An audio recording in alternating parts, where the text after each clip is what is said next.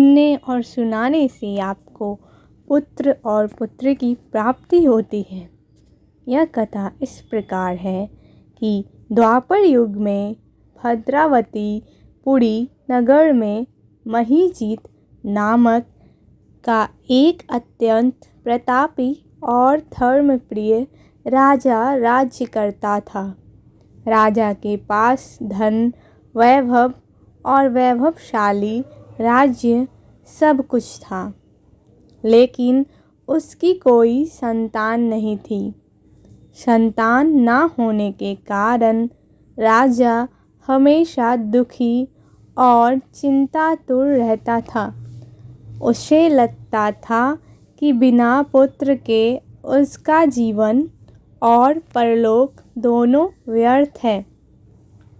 राजा ने संतान प्राप्ति के लिए कई यज्ञ, दान और अनुष्ठान कराए, लेकिन कोई फल प्राप्त नहीं हुआ।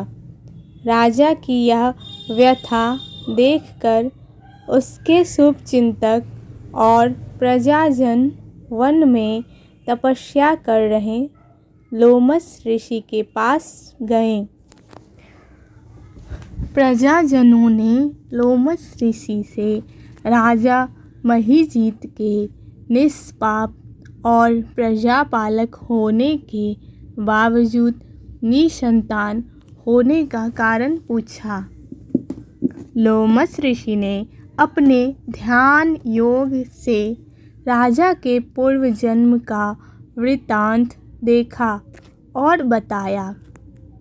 राजा महीजीत अपने पूर्व जन्म में एक निर्धन वैश्य था।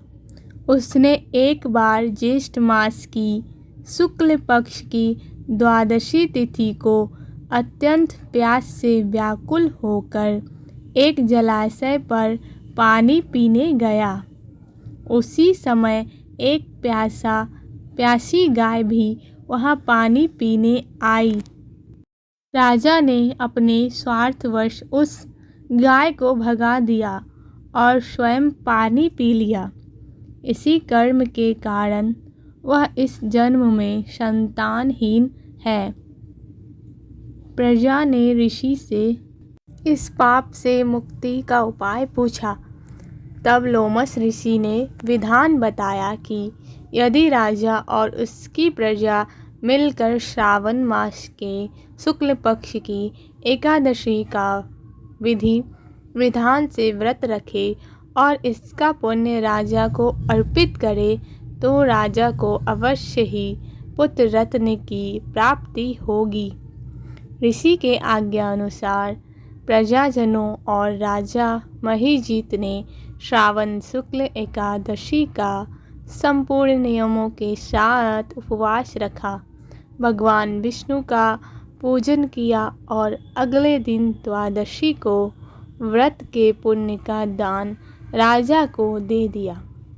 इस व्रत के प्रभाव और भगवान श्री हरि विष्णु की कृपा से रानी ने एक सुंदर, स्वस्थ और तेजस्वी पुत्र को जन्म दिया।